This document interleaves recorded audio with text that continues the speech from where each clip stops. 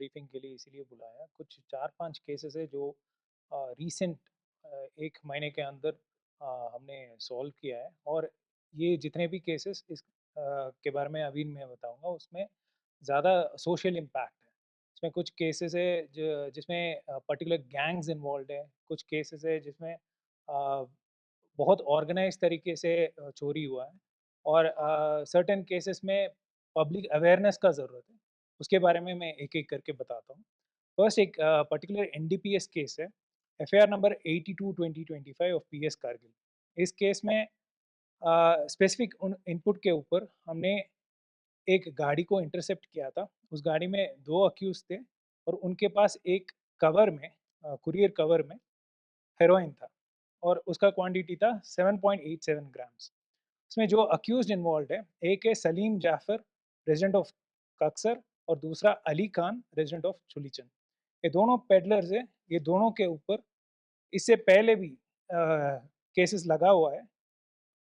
जो सलीम जाफर है, उसके ऊपर एफआईआर नंबर 84/2022 पीएस कारगिल का एक पुराना केस है और अली खान, उसके ऊपर एफआईआर 21/2023 वो भी एनडीपीएस केस है। ये दोनों केसेस में पहले से ही इन्वॉल्व थे। जब हमने इनको पकड़ा है, उसके बाद इनसे इंट्रोगेशन से हमको पता लगा दैट एक सरदार नाम के एक बंदा है जो इनको सप्लाई करता है। इसका असली नाम उनको नहीं पता था। उनका जो टर्म यूज़ किया है, उन्होंने बोला सरदार उसका नाम है, उससे ज़्यादा हमें नहीं पता है बट इसको हम पैसा भेजते हैं और वहाँ से ये माल भेजता है थ्रू कुरियर। सो इसको और हमने फ़ॉलो अप किया था। इसमें हमको पहले से ही ये जो सरदार है, उसके बारे में हमें पता था क्योंकि एफआईआर नंबर 1 2025 इस साल का जो पहला एफआईआर था करगिल का, वो एनडीपीएस एफआईआर था।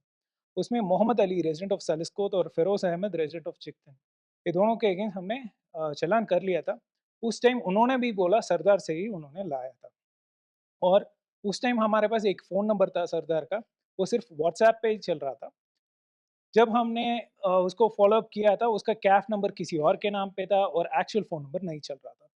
सो जब हम ट्रैप सेट करने के लिए ट्राई कर रहे थे, वो फ़ोन नंबर ऑफ हो गया था। उसके बाद 1-2 यूज़र्स को हमने पकड़े थे चिट्टा के साथ और बहुत स्मॉल क्वांटिटी चिट्टा था। उनको एज़ अ सोर्स हमने कल्टीवेट किया था। उन्होंने भी सरदार का ही नाम ले रहे थे।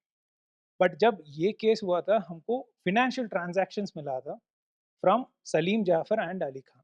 सलीम जाफ़र ने 3,40,000 रुपीज़ 3 अकाउंट में डाला है, इंक्लूडिंग जो सरदार है उसके अकाउंट पे। सो इसके बाद हमको सरदार का जो असली नाम है वो पता लगा।